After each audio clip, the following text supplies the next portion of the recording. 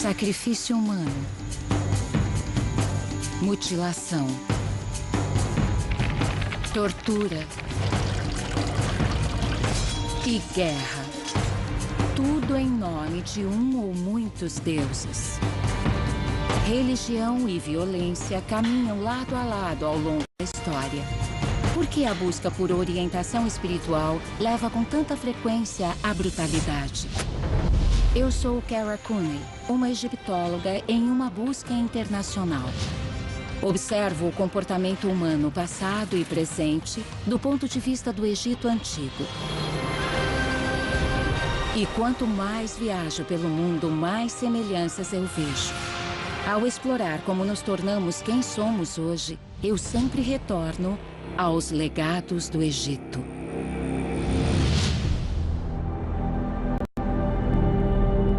Templos espalhados pelo Egito nos contam muito sobre a religião antiga. E embora tenham sido construídos por muitos governantes ao longo de milhares de anos e em homenagem a diversos deuses, há uma semelhança notável entre todos eles. Suas paredes são adornadas com imagens assustadoras. Cenas brutais de guerra, massacre e crueldade. Por que estas imagens violentas foram entalhadas em lugares sagrados? Embora isso vá de encontro à nossa sensibilidade moderna, ao longo da maior parte da história houve uma ligação forte e natural entre as forças da violência e da religião. Os fundamentos da maioria das religiões exaltam a generosidade, a bondade e a paz. Mas há também um elo poderoso entre a crença espiritual e a brutalidade. Por que a humanidade sempre realizou atos violentos em nome de seus deuses? Para manter o poder político? Para impor certas crenças? Ou para tentar controlar a própria natureza? Qual é a ligação entre a religião e a violência? Para ver como a violência sagrada era importante para os egípcios antigos, temos que ir à margem ocidental do Nilo, a terra do sol poente, o reino dos mortos. Estamos em Medine Rabo, o templo funerário de Ramsés III, que data de cerca de 1150 a.C. Na entrada principal, já encontramos imagens chocantes. Uma representação enorme do rei, esmagando a cabeça de seus inimigos com uma enorme clava de pedra. Estes relevos macabros, que são considerados um tema violento, alardeavam claramente o poder do governante. Mas para os egípcios antigos, seu significado era bem mais profundo. Eles acreditavam que algo inscrito na parede de um templo tornava-se magicamente real. Para eles, estas imagens de brutalidade eram oferendas para defender o templo e proteger os deuses. Para os egípcios, era uma permuta. As vidas de suas vítimas em troca de ordem e prosperidade. As cenas brutais garantiam que o sol nascesse a cada manhã e que o Nilo continuasse a fluir. Essa cena representa um massacre depois de um combate. Os entalhes mostram um ritual sangrento que os egípcios podem ter realmente praticado no campo de batalha. Não é nada agradável. Eles cortavam as mãos dos inimigos e os órgãos genitais dos inimigos, que depois eram empilhados e contados.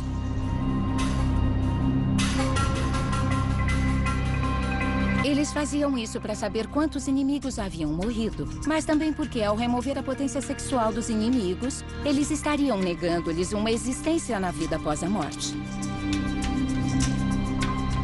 Na verdade, uma das inscrições explica que Ramsés III, como principal sacerdote desse templo, aceitou uma oferenda de mãos e pênis decepados de inimigos para entregá-los aos deuses do Egito e garantir que todo esse espaço, todo esse templo e todo o Egito continuassem seguros, protegidos e em paz. Embora imagens de brutalidade possam ser encontradas em templos por todo o Egito, nenhuma evidência sugere que estes rituais sangrentos eram realmente praticados. Mas há lugares no mundo onde esta mesma ligação entre violência e religião teve um papel central. E onde existem evidências claras de que rituais brutais foram realizados. Na costa norte do Peru, a antiga civilização Moche desenvolveu-se entre os anos 100 e 800. Os mochicas construíram um imponente complexo religioso com templos e pirâmides, que hoje é um sítio arqueológico chamado de El Brujo. Estou no topo de uma enorme pirâmide onde descobertas recentes ecoam os temas violentos do Egito de forma arrepiante. Neste mural entalhado, no alto da pirâmide, a imagem de um deus mochica chamado de O Decapitador é incrivelmente similar à do rei egípcio, matando seus inimigos. Não há nenhuma ligação direta entre estas duas culturas, mas imagens como esta sugerem uma crença comum de que atos violentos podem aplacar e até fortalecer os deuses. Na base da antiga pirâmide, as paredes estão cobertas de imagens em escala real de inimigos derrotados, batalhas sangrentas e da marcha para a morte dos guerreiros capturados. Estes prisioneiros nus, amarrados uns aos outros pelo pescoço, estão sendo levados para o sacrifício. Eles foram amarrados pelo pescoço e eles parecem estar segurando a corda. Imagine que estão sendo puxados em fila. Infelizmente, não há textos ao lado dos entalhes para explicá-los, como costuma ocorrer no Egito. Mas há outras evidências de que sacrifícios humanos eram praticados em El Brujo. Rituais religiosos violentos realizados num local sagrado. Em 2005, escavações arqueológicas revelaram uma descoberta chocante. Vitor Hugo Rios trabalha como arqueólogo no sítio. Você encontrou vítimas de sacrifício no meio daquela praça? Foi isso, Vitor? Na praça. Encontramos uma menina de mais ou menos 15 anos, com um golpe na cabeça. E também havia um homem adulto com o tronco separado. Então eles cortaram o homem ao meio? E havia outros ossos soltos. Encontraram somente os ossos das extremidades inferiores. Os esqueletos de El Brujo deixam claro que os mochicas empregavam muitos métodos diferentes de sacrifício. Algumas vítimas tiveram seus crânios esmagados e outras foram decapitadas ou sangraram até a morte. Mais uma vez, temos uma troca. Líderes religiosos fazendo oferendas de sangue humano para agradar aos deuses.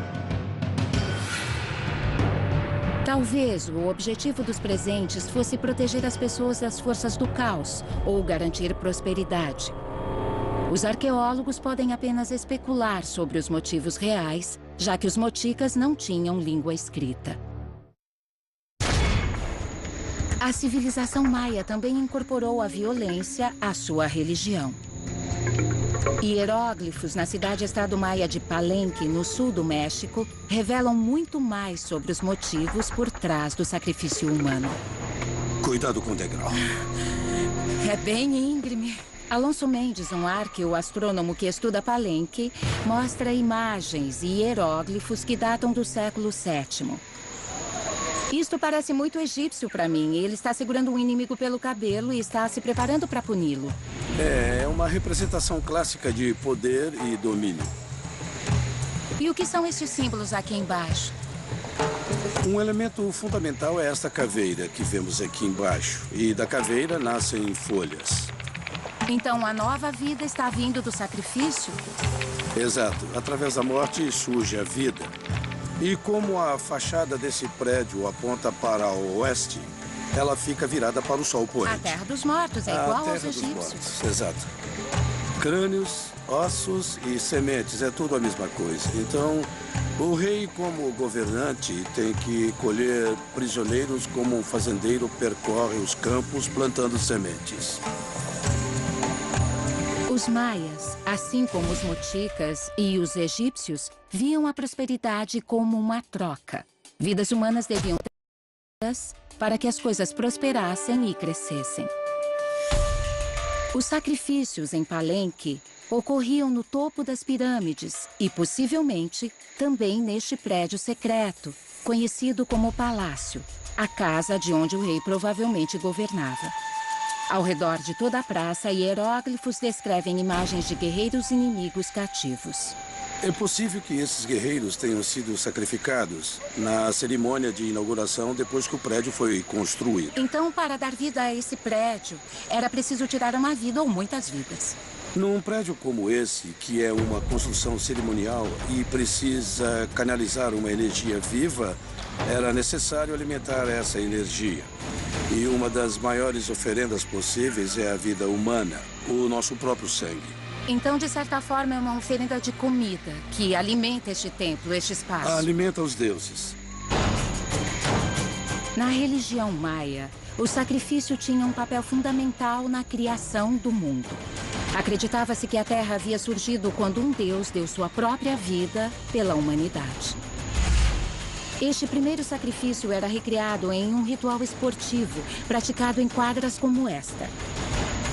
Através deste jogo, os maias saldavam seu débito com os deuses em sangue. Alonso explica as regras deste jogo simbólico. É um jogo rápido, um jogo movimentado. Provavelmente o objetivo da maioria desses jogos era manter a bola em movimento. E isso é interessante. Como no squash, porque é uma quadra bem pequena. Mais parecido com a pelota básica. Certo. Na pelota básica, a bola quica na parede. E aqui era bem parecido. A bola ficava quicando de um lado para o outro por toda essa quadra. E provavelmente o objetivo era mantê-la em cima do muro. Mas era mais do que um jogo para os maias. Evidências indicam que no fim da partida havia sacrifícios humanos. As vítimas podiam ser os perdedores ou até os vencedores. De qualquer forma, acontecia uma troca. Uma morte ritual pela criação da vida. A maioria das religiões primitivas acreditava numa batalha cósmica entre a ordem e o caos. Acreditava-se que as disputas travadas nesta quadra restauravam a ordem e que as oferendas violentas eram incrivelmente poderosas. O sacrifício humano não era exclusivo dos maias ou mochicas. Para a civilização asteca, o sacrifício humano era a última esperança quando o próprio mundo parecia estar acabando. No centro da cidade do México moderna, os arqueólogos estão explorando as ruínas da antiga capital asteca de Tenochtitlan. No século XV, era uma cidade imensa, habitada por centenas de milhares de pessoas, com uma enorme pirâmide de 9 andares, conhecida hoje como Templo Maior. Tenochtitlan era o centro religioso e político da civilização asteca. E como os maias, os astecas acreditavam que os deuses exigiam o sacrifício humano. Os conquistadores espanhóis que travaram contato com os astecas contam que eles levaram o sacrifício humano a outro nível. Os astecas costumavam exibir suas oferendas numa espécie de estante de crânios. Esta escultura antiga retrata uma destas estruturas arrepiantes. A arqueóloga Jimena Chávez estuda os restos mortais que foram encontrados aqui. Então Ela era feita com crânios humanos, sem carne. Então essas caveiras humanas eram colocadas numa estante. Que tipo de mensagem isso devia passar para o povo? Era uma mensagem política, mas também era ritual. Eles acreditavam que na cabeça havia um tipo de alma. Como eles conseguiam as cabeças? Eles decapitavam as vítimas e, como a morte era violenta, a energia era maior. Então, quanto mais violenta a morte, mais energia ela gerava para dar aos deuses. Isso mesmo. Os astecas acreditavam que em épocas de crise, isso devia ser ainda mais violento. Por volta do ano 1450, Tenochtitlan foi castigada pela seca e pela fome. Então, eles recorreram a medidas extremas. O nome dessa escultura é Chacmol. E ele É incrível, essa é a tinta original. É lindo, ele está deitado e segurando um tipo de vaso. Talvez ele tenha sido uma pedra de sacrifício. E que tipo de sacrifício as pessoas ofereciam a Tlaloc? Encontramos os esqueletos de 42 crianças dedicadas ao deus da chuva, Tlaloc. Foi um sacrifício enorme. Por que crianças? Porque elas eram consideradas uma coisa pura. Eles achavam que as crianças eram as ajudantes de Tlaloc. Então, sacrificando uma criança, eles faziam uma oferenda a Tlaloc para que ele enviasse chuva. Isso mesmo. Então, podemos encarar esse complexo de templos como uma espécie de máquina em que os astecas ofereciam alguma coisa aos deuses e eles davam outra coisa em troca. É isso? Isso mesmo. É? Correto. De certa forma, a base destas religiões do Novo Mundo era o sacrifício. Os mochicas, os maias, os astecas, todos viam suas origens no sangue e pareciam encontrar a esperança de ordem em rituais violentos.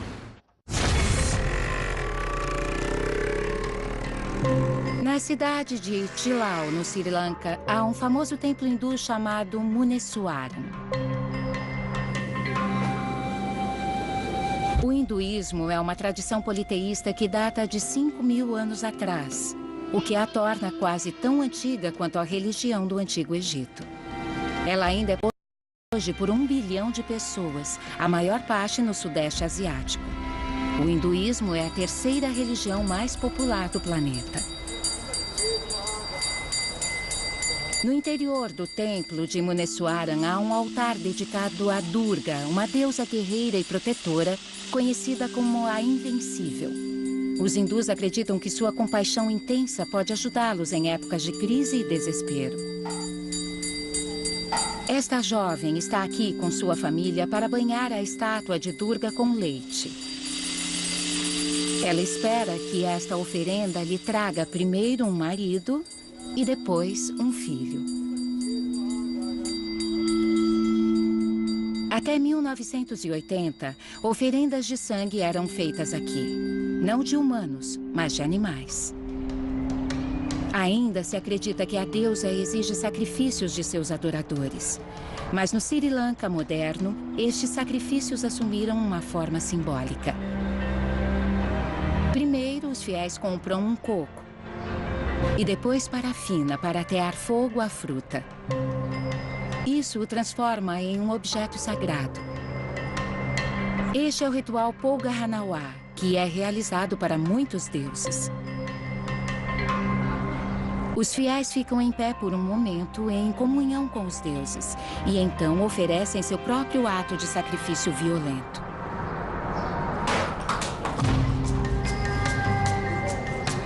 Este ritual hindu é levado muito a sério. Muitas pessoas acreditam que, se o coco não quebrar, seu karma não foi merecedor da bênção dos deuses.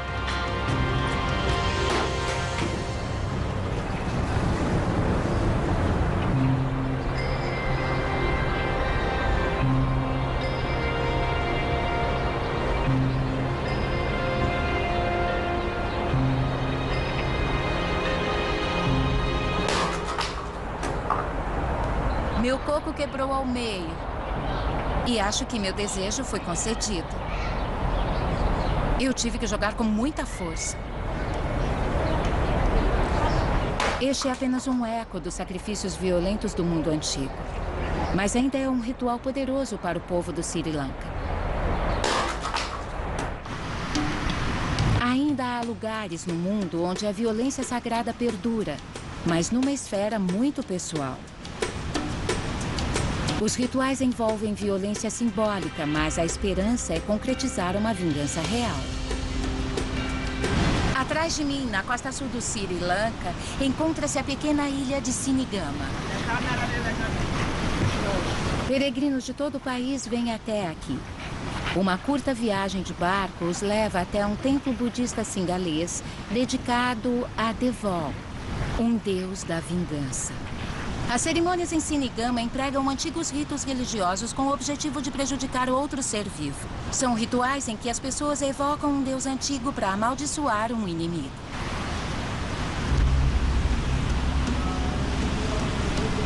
Os peregrinos vêm aqui em busca de justiça por abusos físicos, roubo, problemas burocráticos e até o assassinato de um ente querido. Eles acreditam que Deval tem o poder de consertar estes erros. É um sistema popular de justiça social muito eficiente. Quando alguém é roubado, ele faz uma peregrinação até este local para amaldiçoar o ladrão. E muita gente faz questão de contar a todos em sua aldeia que vão fazer isso. Às vezes, a mera ameaça de vir a Sinigama é o bastante para persuadir o ladrão a confessar o crime e devolver o que roubou. Mas quando os peregrinos fazem a viagem, eles se ajoelham ao lado de uma pedra sagrada chamada de Gala. Eles moem pimentas vermelhas e pretas, cebolas e sementes de mostarda, substâncias irritantes que simbolizam a punição de Devol.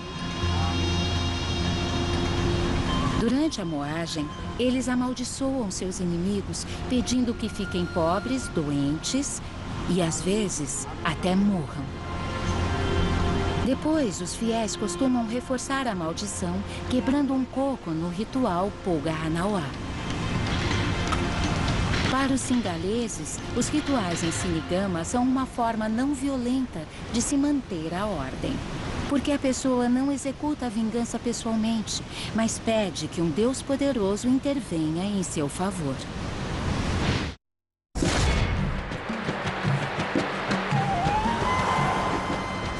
Em Luxor, no Egito, há um festival em andamento. Meu amigo Ahmed Soliman e sua família estão celebrando o Eid al-Adha, o festival do sacrifício.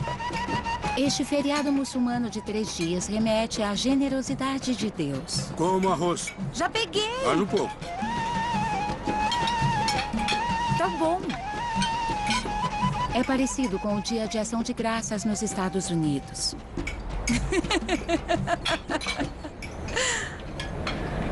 Por que é importante comer tanto assim? É um dia especial. E a carne servida neste banquete tem um significado religioso especial. O primeiro dia do Eid começa com o sacrifício ritual de uma ovelha. Um açougueiro vai a cada casa para abater o animal rapidamente. Nós vamos ao mercado para comprá-la. Algumas pessoas têm fazendas e já têm casa. Nós, que não temos fazenda, vamos comprar. Aí, nós a trazemos para cá e a matamos. É incrível ver toda a comunidade participando. Os egípcios desta aldeia podem estar acostumados a ver animais sendo abatidos, mas eu nunca estive tão perto. O Eid é uma época de celebração, mas também de reflexão solene, já que isso não é apenas um sacrifício, é uma reencenação da misericórdia de Deus. A celebração de uma troca que teria ocorrido entre Deus e seus seguidores fiéis. Tanto o Alcorão quanto a Bíblia falam sobre um homem chamado Abraão, que foi instruído por Deus a ir até um monte com seu filho Isaac. Ele deveria levar o que fosse necessário para fazer um sacrifício. Mas Deus ordenou que Abraão sacrificasse seu próprio filho. Temente a Deus, Abraão ergueu uma faca, pronto para matá-lo. Então um anjo segurou sua mão e ofereceu um carneiro para ser sacrificado no lugar de Isaac. Esta história de violência suprimida é celebrada anualmente no Eid, com o abatimento de uma ovelha para honrar tanto a obediência de Abraão, quanto a misericórdia e generosidade de Deus. Este homem a dividiu em 3 partes. Uma parte aqui, outra aqui e outra aqui. A ovelha é dividida de forma que cada casa possa comprar uma de 1/3 da carne para os pobres. Uma parte vai para os pobres, uma para a família e uma para o vizinho. Acredita-se que o sangue do sacrifício do Eid tem poderes especiais. Isso é para trazer sorte à casa. Porque a casa é nova. A marca feita em sangue é uma tradição para atrair a graça de Deus e boa sorte para novas construções. Isso é bom para nós. É muito bom. Afasta as coisas ruins. Muçulmanos, judeus e cristãos contam a mesma história sobre a misericórdia de Deus ao poupar o filho de Abraão. Mas líderes destas mesmas religiões também usaram a violência sem piedade em nome de Deus. A brutalidade em nome de Deus varreu a Europa e o Novo Mundo entre os séculos XV e XVIII. Pessoas foram enforcadas, afogadas e até queimadas vivas devido a uma explosão de histeria religiosa, o medo de bruxas. A pequena comunidade colonial de Salem, em Massachusetts, não ficou imune à violência sagrada. E por um breve período, a partir de 1692, esta área foi tomada por uma onda de acusações e até execuções causadas por uma mistura complexa de relações sociais e religião. A Salem do século XVII era um reduto de puritanismo, uma forma fundamentalista do cristianismo. Os puritanos estavam sempre atentos às forças do mal. E quando duas meninas começaram a exibir sintomas bizarros, como falar em línguas e sofrer convulsões, as pessoas temeram que o próprio diabo estivesse entre elas. As meninas fizeram acusações contundentes, alegando que suas vizinhas estavam usando bruxaria contra elas, causando-lhes sofrimento e doenças. No inverno de 1692, foram feitas diversas prisões e teve início um interrogatório. As primeiras pessoas acusadas de bruxaria estavam à margem da sociedade. Uma escrava, uma sem-teto e uma mulher banida. Mas a pessoa seguinte a ser acusada foi uma das mais assíduas frequentadoras da igreja, uma mulher de 71 anos chamada Rebecca Nurse. Sua casa ainda existe. Rebecca Nurse foi acusada não só de ser aliada do demônio, como de enviar seu espírito possuído para prejudicar outros moradores. Alison DeMarrow é historiadora local e curadora do Museu das Bruxas de Salem. As pessoas no século XVII acreditavam no mundo invisível, tanto quanto no mundo visível. Elas acreditavam na existência de espectros ou fantasmas, enviados para fazer as maldades da pessoa que tinha feito um pacto com o demônio que podia instruir esses ou que o demônio em si pudesse estar infiltrado. Isso, ele também tinha discípulos que faziam maldades por ele. E nessa comunidade, onde Rebecca Nurse se encaixava? Rebecca Nurse era provavelmente o retrato da matriarca puritana. Ela era universalmente respeitada e admirada. O fato dela ser acusada de bruxaria foi chocante. Foi chocante, mas também sugere que os motivos iam além do medo do diabo. Rebecca Nurse era de uma família com terras, e o espaço era um recurso limitado para esta população crescente. Muitos outros pilares da comunidade foram acusados. Quando fossem condenados à morte e destituídos de suas posses, os acusadores sairiam ganhando. Então, uma grande parte tinha a ver com mesquinharia, é tudo muito pequeno. Isso mostra como era a vida no século XVII. Era contra a lei praticar bruxaria. Então, havia um tribunal civil. Um tribunal civil acabou sendo formado em junho de 1692. Mas a religião parece alimentar essa máquina. Tudo remete ao Êxodo 22:18. A feiticeira não deixarás viver. As pessoas acreditavam em bruxaria. E num tribunal com essas ideias de religião e justiça permeando tudo, era impossível provar inocência. Quando alguém diz que uma mulher é uma bruxa e está lutando por Deus, não há resposta. Isso mesmo. Ao todo, 29 pessoas foram condenadas por bruxaria. A princípio, o júri declarou Rebecca Nurse inocente. Mas quando o veredito foi lido, as meninas afligidas começaram a gritar e caíram no chão. Isso foi interpretado como evidência clara de bruxaria. E o veredito foi mudado para culpada. A pena pela prática de bruxaria, a morte. A frágil senhora foi tirada da cadeia para ser enforcada em um lugar que os moradores de Salem chamam de Gallows Hill ou Colina do Cadafalso. Nós acreditamos que as vítimas do julgamento foram enforcadas aqui em 1692 em 4 dias diferentes.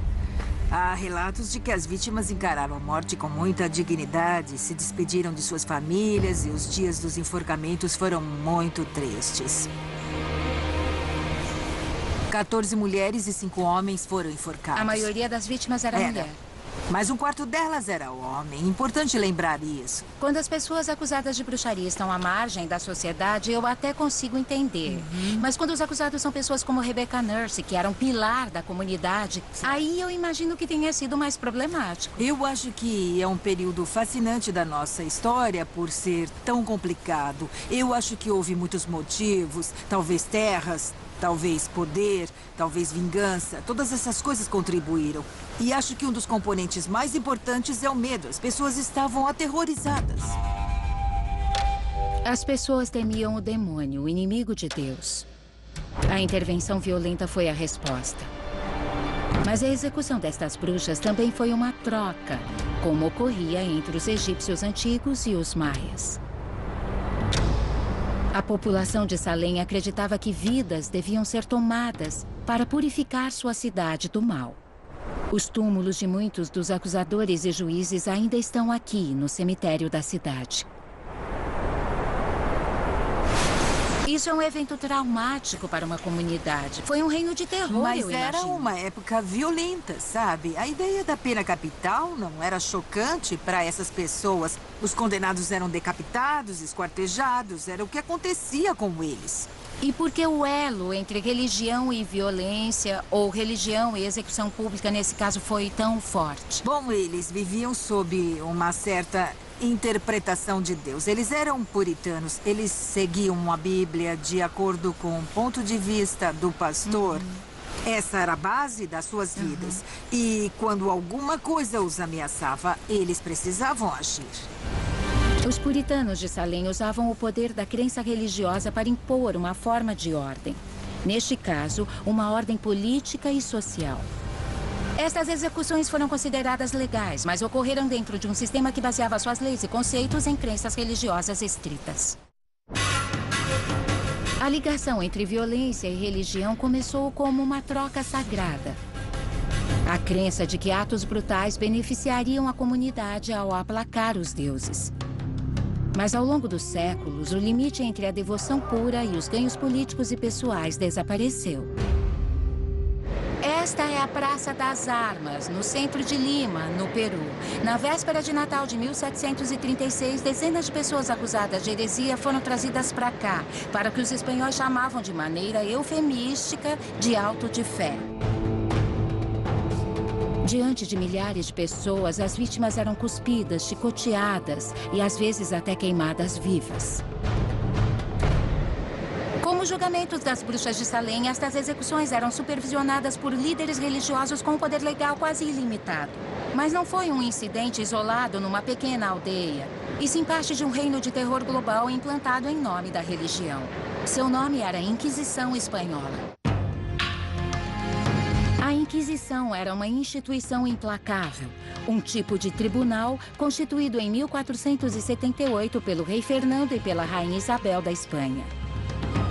Seu objetivo declarado era eliminar os hereges do Império Espanhol.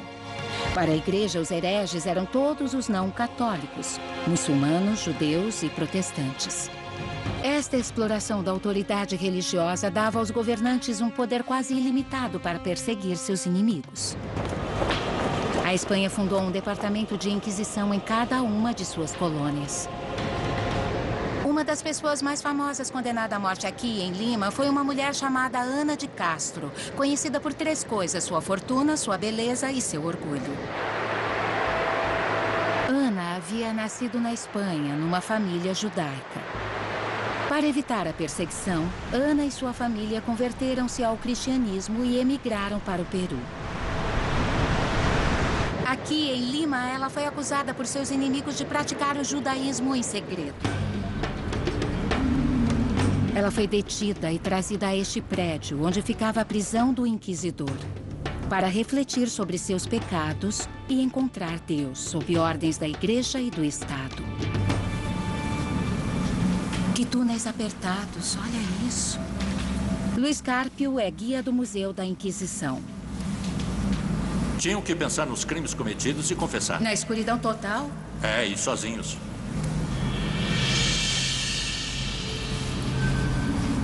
Esta é a recriação de uma das celas? Isso, das celas de punição. E o acusado ficava aqui por quanto tempo? Uns 8 dias, sozinho no escuro. Eles tinham que meditar, rezar e refletir sobre o crime cometido e depois confessar. E se não confessassem depois de passar 8 dias aqui? Alguns eram levados à câmara de tortura. Que tipo de torturas o inquisidor usava? Havia 3 tipos de tortura. Uma delas era o ecúlio. Outra era a tortura com água e a apolia. Na tortura com a apolia, os braços do prisioneiro eram amarrados por trás das costas e ele era erguido. Seu próprio peso rasgava os músculos e ossos. E se a pessoa não confessasse? Ela era excomungada e depois enviada a uma prisão para ser queimada. Ana de Castro alegava não ter feito nada de errado e se recusou a confessar. Então a Inquisição a condenou à morte pelo fogo. O motivo alegado foi heresia religiosa. Mas havia outro motivo, um motivo econômico. Ela era uma mulher rica. Quando a queimaram na estaca, confiscaram suas propriedades e toda a sua fortuna foi para o Departamento de Inquisição.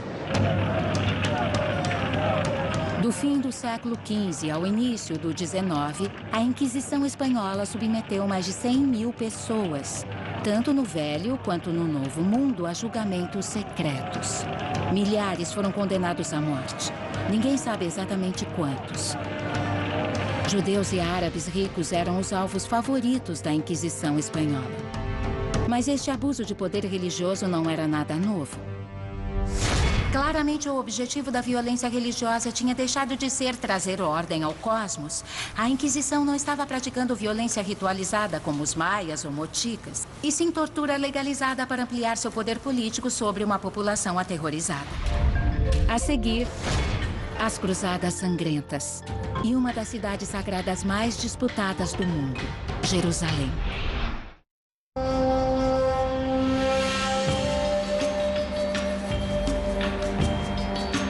Jerusalém, uma cidade santa para 3 grandes religiões e um dos lugares sagrados mais disputados do mundo. Nenhuma outra cidade tem uma história tão longa e complexa de conflitos religiosos e violência. O professor Nimrod Luz é um geógrafo cultural que estuda a cidade em si, examinando o que acontece quando facções religiosas concorrentes são obrigadas a dividir o mesmo espaço. Jerusalém evoca muitas conotações e emoções para muitas pessoas. É por isso que Jerusalém é um quebra-cabeça. A cada quarteirão parece que eu estou em outra cidade. Primeiro parece que estou no Egito, depois em Tel Aviv, em Israel. Como tudo é tão importante para todos, eles querem marcar presença aqui. E coisas triviais como abrir uma loja se tornam, de certa forma, um gesto político. A cidade é tão sagrada para tantos que muitos se dispuseram a dar a própria vida pelo seu controle, tudo em nome de Deus. No topo de uma torre medieval chamada Portão de Damasco, Nimrod me mostra o local de um dos momentos mais sangrentos da história de Jerusalém.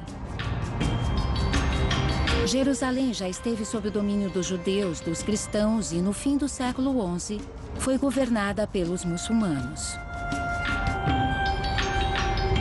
A muralha da cidade continua em pé, cercando a parte mais antiga de Jerusalém. No ano 1095, o Papa II convocou os cristãos europeus a tomar Jerusalém do domínio muçulmano. Mercenários, soldados e até pessoas comuns deixaram suas casas na Europa e começaram a marchar rumo à Terra Santa. Eles foram recrutados com a promessa de absolvição dos pecados e também atraídos pelas histórias de riquezas fabulosas, uma fortuna que deveria ser deles. Eles acreditavam que sua integridade cristã lhes dava o direito de tomar o que quisessem dos infiéis muçulmanos. Depois de 3 anos de viagem, o que é uma coisa inconcebível hoje em dia, eles finalmente chegaram à cidade de Jerusalém. Era sexta-feira, dia de descanso nas cidades muçulmanas. Não muito longe daqui, a muralha foi derrubada. Foi um momento muito dramático. Eles começaram a invadir a cidade. Uma vez lá dentro, o caos foi total. Eles derrubaram a muralha? Eles derrubaram a muralha e um massacre começou.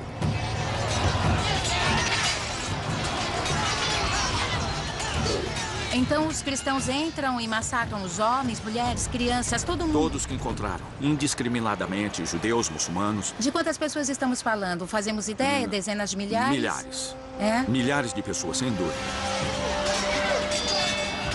As cruzadas foram um ato de violência perpetrado por cristãos. Mas ao longo dos séculos, todas as crenças foram responsáveis por atos de agressão contra outras religiões. E é claro, esta relação volátil existe até hoje.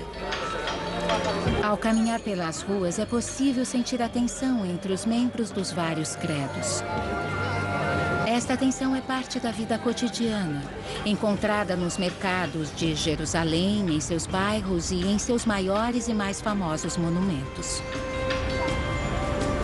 Peregrinos cristãos de todo o mundo visitam a Igreja do Santo Sepulcro para conhecer o lugar onde muitos acreditam que Cristo foi crucificado, enterrado e ressuscitado. Logo acima ergue-se um minarete muçulmano, convocando os fiéis a uma de suas 5 orações diárias. Estamos no meio do local cristão mais importante. Mas isso é uma convocação às orações muçulmanas, Isso, um chamado exato. muçulmano. Nós podemos bancar os ingênuos e encarar apenas como um chamado às orações, Mas esse espaço está repleto de cristãos. Exato. Não há nenhuma mesquita.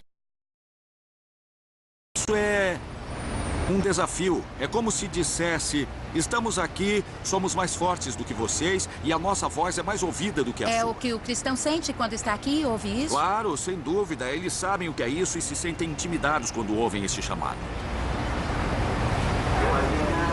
Esta justa posição desconfortável está em toda parte em Jerusalém. A uma curta caminhada do Santo Sepulcro, encontra-se o Muro das Lamentações do Segundo Templo Judeu, um local de oração, luto e celebração. Ele é um marco da identidade judaica. E logo acima do muro, 2 locais muçulmanos sagrados, a Cúpula da Rocha e a Mesquita de Al-Aqsa. Os muçulmanos acreditam que Maomé ascendeu aos céus neste lugar. Estes são 2 dos lugares mais sagrados para o Islã, bem ao lado da fonte de identidade judaica mais tangível e do local da crucificação e ressurreição de Cristo. Esta proximidade é uma fonte de conflitos há gerações. Em Jerusalém, as crenças e tradições religiosas já levaram muitas pessoas à violência sagrada. Os motivos são os mesmos que encontramos ao longo da história e em todo o mundo. Agradar aos deuses ou a um deus. Vingança. Ou financeiro. A violência religiosa sempre foi uma permuta. A crença de que é possível trocar brutalidade por ordem e paz. Versão brasileira, Vox Mundi.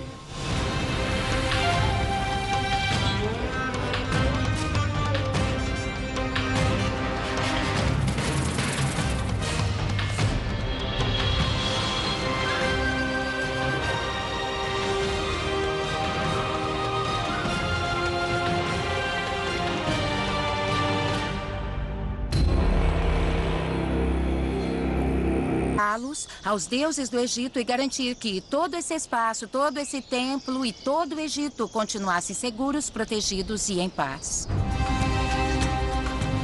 Embora imagens de brutalidade possam ser encontradas em templos por todo o Egito, nenhuma evidência sugere que estes rituais sangrentos eram realmente praticados. Mas há lugares no mundo onde esta mesma ligação entre violência e religião teve um papel central.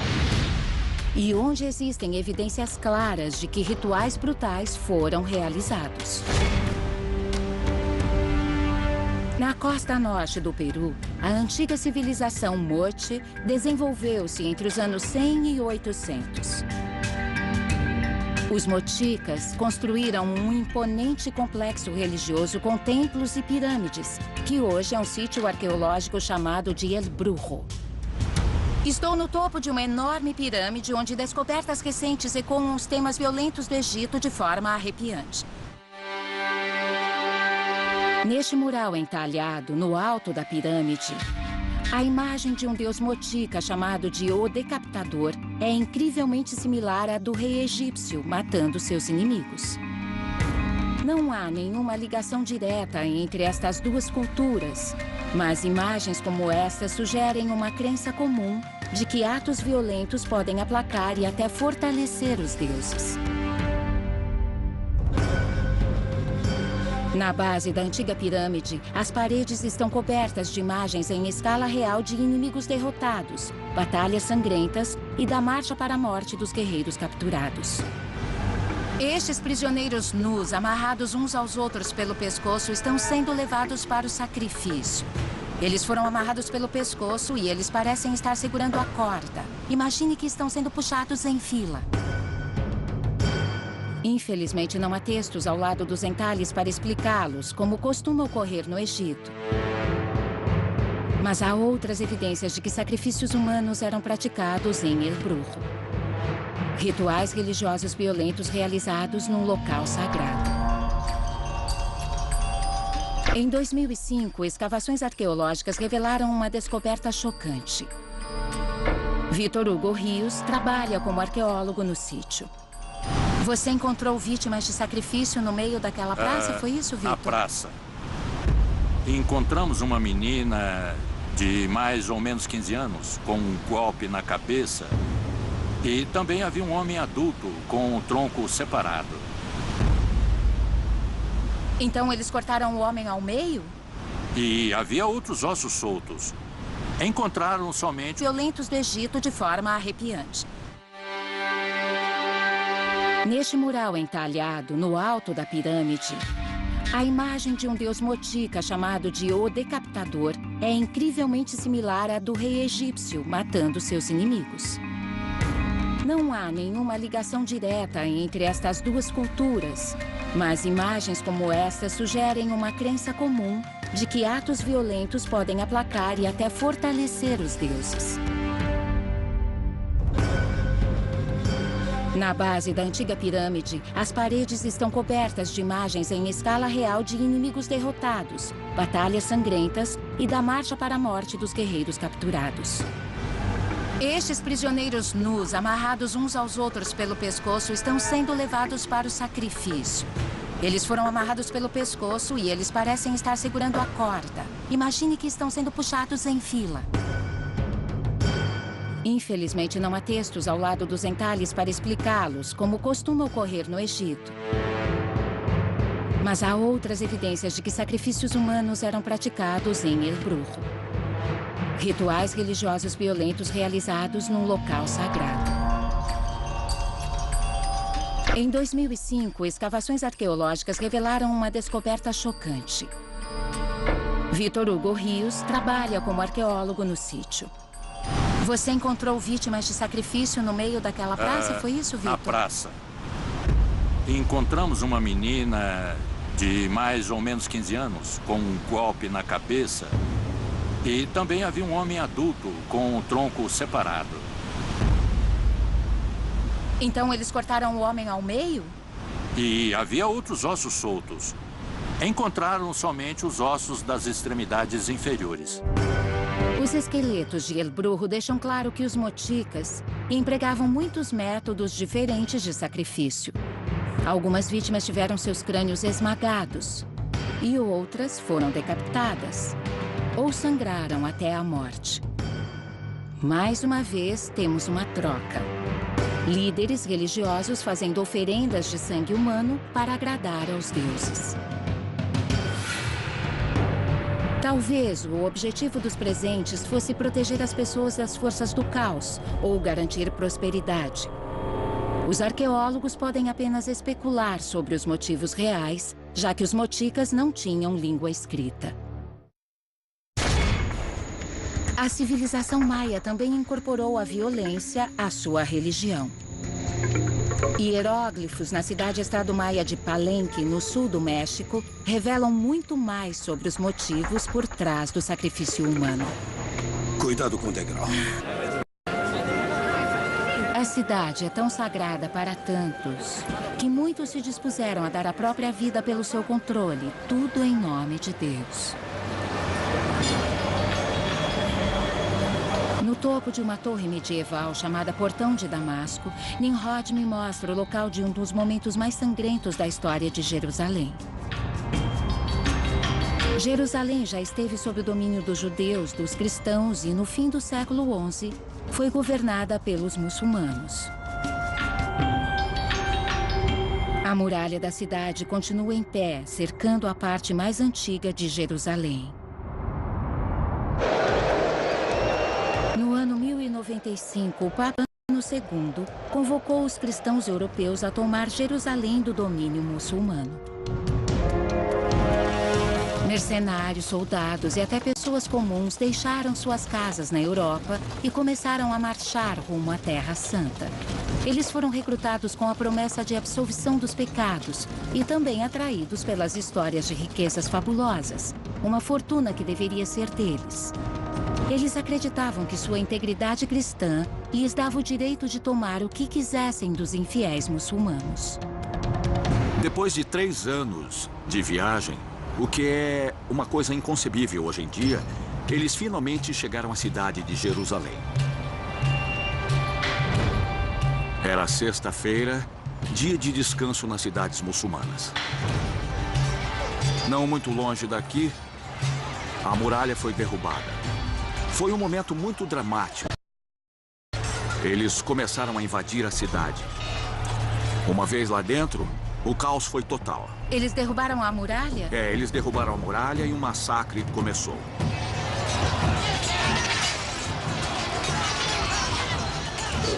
Então os cristãos entram e massacram os homens, mulheres, crianças, todo mundo? Todos que encontraram, indiscriminadamente, judeus, muçulmanos. De quantas pessoas estamos falando? Fazemos ideia? Dezenas de milhares? Milhares. É? Milhares de pessoas, sem dúvida. As cruzadas foram um ato de violência perpetrado por cristãos.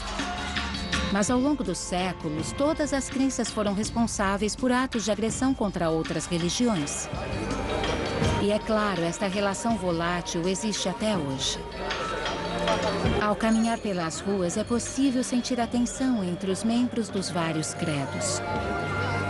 Esta tensão é parte da vida cotidiana, encontrada nos mercados de Jerusalém, em seus bairros e em seus maiores e mais famosos monumentos. Peregrinos cristãos de todo o mundo visitam a Igreja do Santo Sepulcro para conhecer o lugar onde muitos acreditam que Cristo foi crucificado, enterrado e ressuscitado. Logo acima ergue-se um minarete muçulmano convocando os fiéis a uma de suas 5 orações diárias. Estamos no meio do local cristão mais importante. Mas isso é uma convocação às orações muçulmanas, Isso, um chamado exato. muçulmano. Nós podemos bancar os ingênuos e encarar apenas como um chamado às orações, Mas esse espaço está repleto de cristãos. Exato. Não há nenhuma mesquita. Isso é um desafio. É como se dissesse, estamos aqui, somos mais fortes do que vocês e a nossa voz é mais ouvida do que a sua. É o que o cristão sente quando está aqui e ouve isso? Claro, sem dúvida. Eles sabem o que é isso e se sentem intimidados quando ouvem esse chamado. Esta justa posição desconfortável está em toda parte em Jerusalém. A uma curta caminhada do Santo Sepulcro, encontra-se o Muro das Lamentações do Segundo Templo Judeu, um local de oração, luto e celebração. Ele é um marco da identidade judaica.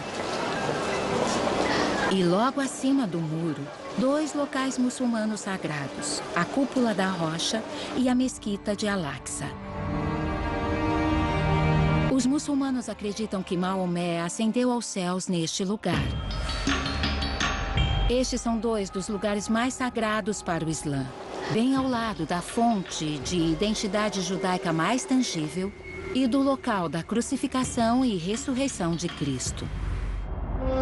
Esta proximidade é uma fonte de conflitos há gerações. Em Jerusalém, as crenças e tradições religiosas já levaram muitas pessoas à violência sagrada. Os motivos são os mesmos que encontramos ao longo da história e em todo o mundo. Agradar aos deuses ou a um Deus.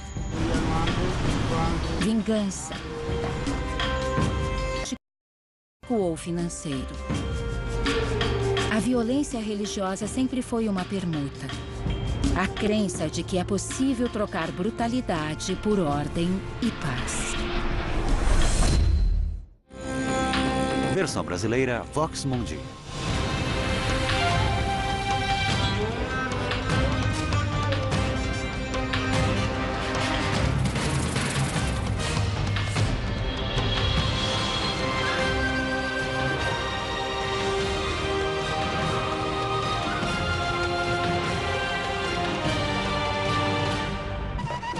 Este feriado muçulmano de 3 dias remete à generosidade de Deus. Como arroz. Já peguei! Mais um pouco.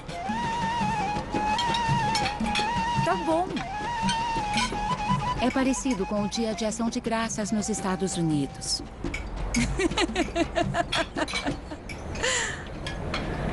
Por que é importante comer tanto assim? É um dia especial.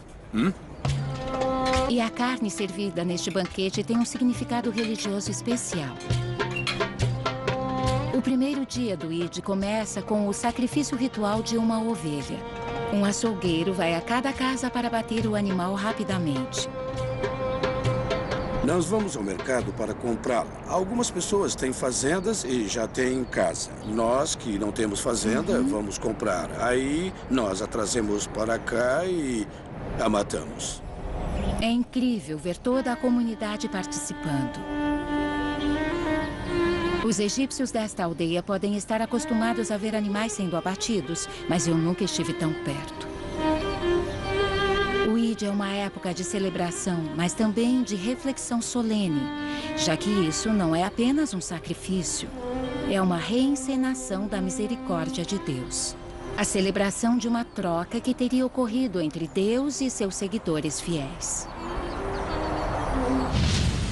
Tanto o Alcorão quanto a Bíblia falam sobre um homem chamado Abraão, que foi instruído por Deus a ir até um monte com seu filho Isaac. Ele deveria levar o que fosse necessário para fazer um sacrifício. Mas Deus ordenou que Abraão sacrificasse seu próprio filho. Temente a Deus, Abraão ergueu uma faca, pronto para matá-lo. Então um anjo segurou sua mão e ofereceu um carneiro para ser sacrificado no lugar de Isaac. Esta história de violência suprimida é celebrada anualmente no Eid, com o abatimento de uma ovelha para honrar tanto a obediência de Abraão, quanto a misericórdia e generosidade de Deus. Este homem a dividiu em 3 partes. Uma parte aqui, outra aqui e outra aqui. A ovelha é dividida de forma que cada casa possa comprar uma de 1/3 da carne para os pobres. Uma parte vai para os pobres, uma para a família e uma para o vizinho. Acredita-se que o sangue do sacrifício do Eid tem poderes especiais. Isso é para trazer sorte à casa. Porque a casa é nova. A marca feita em sangue é uma tradição para atrair a graça de Deus e boa sorte para novas construções. Isso é bom para nós. É muito bom. Afasta as coisas ruins. Muçulmanos, judeus e cristãos contam a mesma história. O próprio mundo parecia estar acabando. No centro da cidade do México moderna, os arqueólogos estão explorando as ruínas da antiga capital asteca de Tenochtitlan. No século XV, era uma cidade imensa, habitada por centenas de milhares de pessoas, com uma enorme pirâmide de 9 andares, conhecida hoje como Templo Maior. Tenochtitlan era o centro religioso e político da civilização asteca. E como os maias, os astecas acreditavam que os deuses exigiam o sacrifício humano. Os conquistadores espanhóis que travaram contato com os astecas contam que eles levaram o sacrifício humano a outro nível. Os astecas costumavam exibir suas oferendas numa espécie de estante de crânios. Esta escultura antiga retrata uma destas estruturas arrepiantes. A arqueóloga Jimena Chávez estuda os restos mortais que foram encontrados aqui.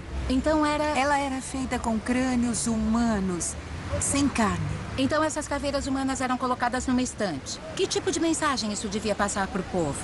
Era uma mensagem política, mas também era ritual.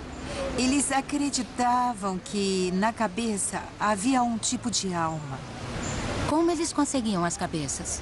Eles decapitavam as vítimas e, como a morte era violenta, a energia era maior. Então, quanto mais violenta a morte, mais energia ela gerava para dar aos deuses. Isso mesmo. Os astecas acreditavam que em épocas de crise, isso devia ser ainda mais violento. Por volta do ano 1450, Tenochtitlan foi castigada pela seca e pela fome. Então, eles recorreram a medidas extremas. O nome dessa escultura é Chacmol. E ele É incrível, essa é a tinta original. É lindo, ele está deitado e segurando um tipo de vaso. Talvez ele tenha sido uma pedra de sacrifício. E que tipo de sacrifício as pessoas ofereciam a Tlaloc? Encontramos os esqueletos de 42 crianças dedicadas ao deus da chuva, Tlaloc. Foi um sacrifício enorme. Por que crianças? Porque elas eram consideradas uma coisa pura. Eles achavam que as crianças eram as ajudantes de Tlaloc. Então, sacrificando uma criança, eles faziam uma oferenda a Tlaloc para que ele enviasse chuva. Isso mesmo. Então, podemos encarar esse complexo de templos como uma espécie de máquina em que os astecas ofereciam alguma coisa aos deuses e eles davam outra coisa em troca. É isso? Isso mesmo. É? Correto. Mas há outras evidências de que sacrifícios humanos eram praticados em El Brujo. Rituais religiosos violentos realizados num local sagrado. Em 2005, escavações arqueológicas revelaram uma descoberta chocante. Vitor Hugo Rios trabalha como arqueólogo no sítio. Você encontrou vítimas de sacrifício no meio daquela praça? Foi isso, Vitor? Na praça. Encontramos uma menina de mais ou menos 15 anos, com um golpe na cabeça. E também havia um homem adulto com o tronco separado. Então eles cortaram o homem ao meio? E havia outros ossos soltos. Encontraram somente os ossos das extremidades inferiores. Os esqueletos de El Brujo deixam claro que os mochicas empregavam muitos métodos diferentes de sacrifício. Algumas vítimas tiveram seus crânios esmagados e outras foram decapitadas ou sangraram até a morte. Mais uma vez, temos uma troca. Líderes religiosos fazendo oferendas de sangue humano para agradar aos deuses. Talvez o objetivo dos presentes fosse proteger as pessoas das forças do caos ou garantir prosperidade. Os arqueólogos podem apenas especular sobre os motivos reais, já que os mochicas não tinham língua escrita. A civilização maia também incorporou a violência à sua religião. Hieróglifos na cidade-estado maia de Palenque, no sul do México, revelam muito mais sobre os motivos por trás do sacrifício humano. Cuidado com o degrau. É bem íngreme. Alonso Mendes, um arqueoastrônomo que estuda Palenque, mostra imagens e hieróglifos que datam do século VII. Isto parece muito egípcio para mim. Ele está segurando um inimigo pelo cabelo e está se preparando para puni-lo. É uma representação clássica de poder e domínio. E o que são esses símbolos aqui embaixo? Um elemento fundamental é esta caveira que vemos aqui embaixo. E da caveira nascem folhas. Então a nova vida está vindo do sacrifício? Exato. Através da morte surge a vida. E como a fachada desse prédio aponta para o oeste, ela fica virada para o sol A poente. Terra dos Mortos é A igual terra aos dos egípcios. mortos, exato. Crânios, ossos e sementes, é tudo a mesma coisa. Então, o rei, como governante, tem que colher prisioneiros como um fazendeiro percorre os campos plantando sementes. Os maias, assim como os moticas e peregrinos de todo o país vêm até aqui. Uma curta viagem de barco os leva até um templo budista singalês dedicado a Devol, um deus da vingança. As cerimônias em Sinigama empregam antigos ritos religiosos com o objetivo de prejudicar outro ser vivo. São rituais em que as pessoas evocam um deus antigo para amaldiçoar um inimigo.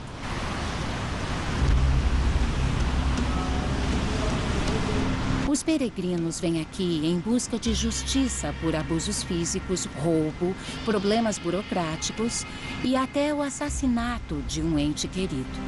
Eles acreditam que Devol tem o poder de consertar estes erros. É um sistema popular de justiça social muito eficiente. Quando alguém é roubado, ele faz uma peregrinação até este local para amaldiçoar o ladrão. E muita gente faz questão de contar a todos em sua aldeia que vão fazer isso.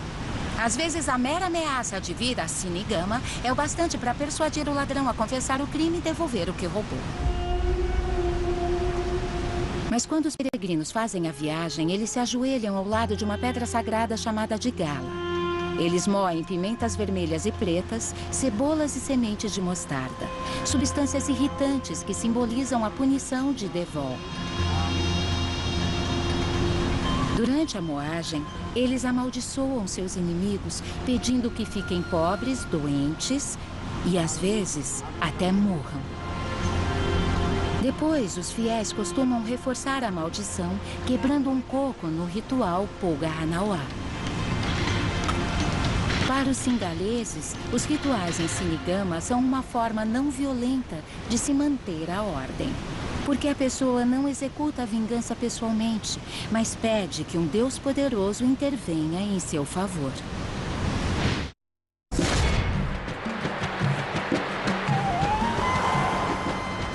Em Luxor, no Egito, há um festival em andamento. Meu amigo Ahmed Soliman e sua família estão celebrando o Eid al-Adha, o festival do sacrifício.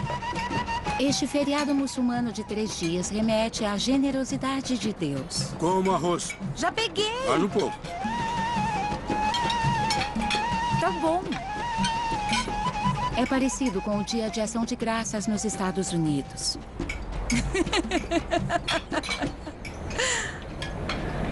Por que é importante comer tanto assim?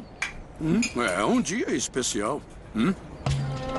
E a carne servida neste banquete tem um significado religioso especial.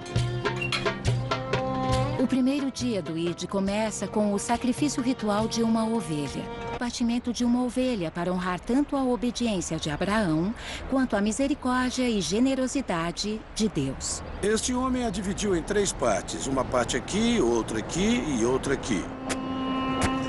A ovelha é dividida de forma que cada casa possa comprar uma de 1/3 da carne para os pobres. Uma parte vai para os pobres, uma para a família e uma para o vizinho.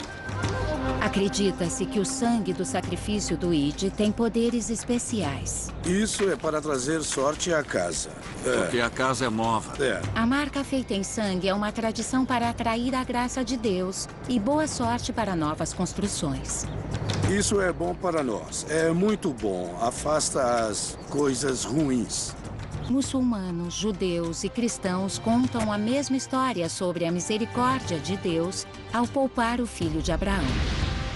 Mas líderes destas mesmas religiões também usaram a violência sem piedade em nome de Deus.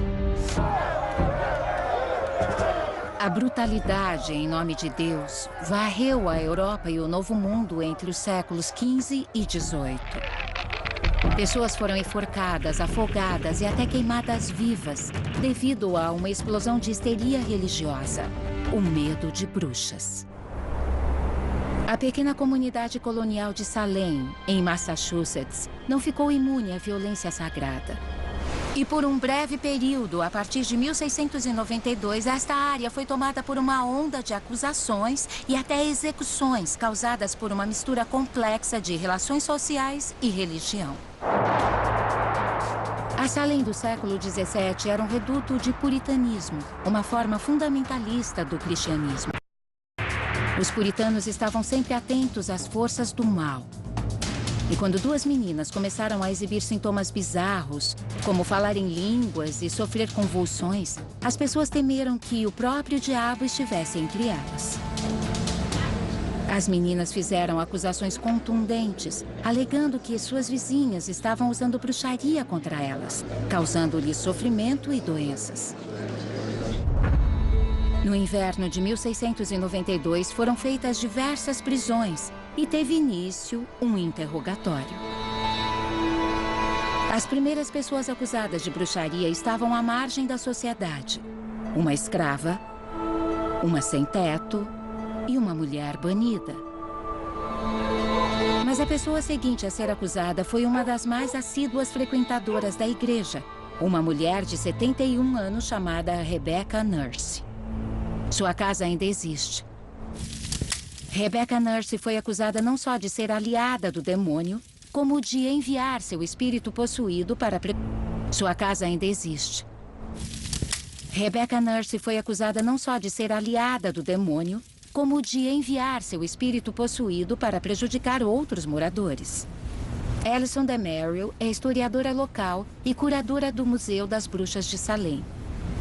As pessoas no século XVII acreditavam no mundo invisível, tanto quanto no mundo visível. Elas acreditavam na existência de espectros ou fantasmas, enviados para fazer as maldades da pessoa que tinha feito um pacto com o demônio e que podia instruir esses demônio, ou que o demônio em si pudesse estar infiltrado. Isso, ele também tinha discípulos que faziam maldades por ele. E nessa comunidade, onde Rebecca Nurse se encaixava? Rebecca Nurse era provavelmente o retrato da matriarca puritana. Ela era universalmente respeitada e admirada. O fato dela ser acusada de bruxaria foi chocante. Foi chocante, mas também sugere que os motivos iam além do medo do diabo. Rebecca Nurse era de uma família com terras, e o espaço era um recurso limitado para esta população crescente. Muitos outros pilares da comunidade foram acusados. Quando fossem condenados à morte e destituídos de suas posses, os acusadores sairiam ganhando. Então, uma grande parte tinha a ver com mesquinharia e tudo muito pequeno. Isso mostra como era a vida no século XVII. Era contra a lei praticar bruxaria. Então, havia um tribunal civil. Um tribunal civil acabou sendo formado em junho de 1692. Mas a religião parece alimentar essa máquina. Tudo remete ao Êxodo 22:18. A feiticeira não deixarás viver. As pessoas acreditavam em bruxaria. E num tribunal com essas ideias de religião e justiça permeando tudo, era impossível provar inocência. Quando alguém diz que uma mulher é uma bruxa e está lutando por Deus, não há resposta. Isso mesmo. Ao todo, 29 pessoas foram condenadas por bruxaria. A princípio, o júri declarou Rebecca Nurse inocente. Mas quando o veredito foi lido, as meninas afligidas começaram a gritar e caíram no chão. Isso foi interpretado como evidência clara de bruxaria. E o veredito foi mudado para culpada. A pena pela prática de bruxaria, a morte. A frágil senhora foi tirada da cadeia para ser enforcada em um lugar que os moradores de Salem chamam de Gallows Hill ou Colina do Cadafalso. Nós acreditamos que as vítimas do julgamento foram enforcadas aqui em 1692 em 4 dias de